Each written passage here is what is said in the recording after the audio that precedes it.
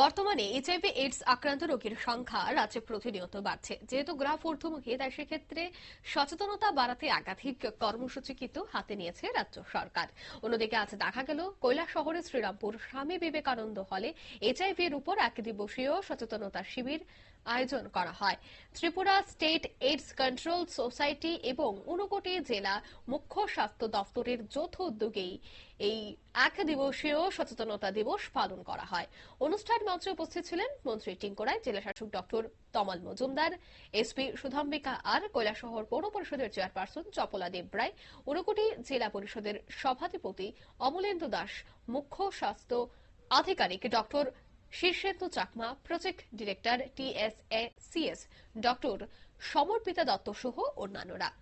কি বলছেন মন্ত্রী টিঙ্কু রায়, এই অনুষ্ঠান থেকে শোনাবো।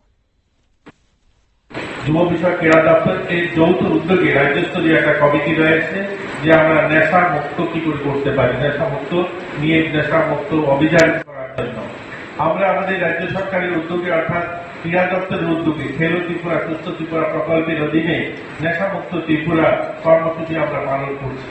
কিন্তু এই পালন যে করছি আমরা মন থেকে, হৃদয় থেকে, দেখুন এখানে যারা উপস্থিত আছেন অনেকগুলো ক্লাবের প্রতিনিধিরা উপস্থিত আছেন, পঞ্চায়েতের প্রতিনিধিরা উপস্থিত আছেন। এই সামনেই কয়েকদিন পরেই দুর্গাপূজার আস্তর হবে। গোটা রাজ্যের ধুমধাম সহকারে অনেকগুলো দুর্গাপূজা তৈরি হয়, বড় বড় প্যান্ডেল তৈরি হবে। আপনারা শুনলেন মন্ত্রীর বক্তব্য। Tripura state AIDS control society এবং জেলা মুখ্য স্বাস্থ্য দপ্তরের উদ্যোগেই এই বিশেষ সচেতনতা কর্মসূচির আয়োজন করা হয়।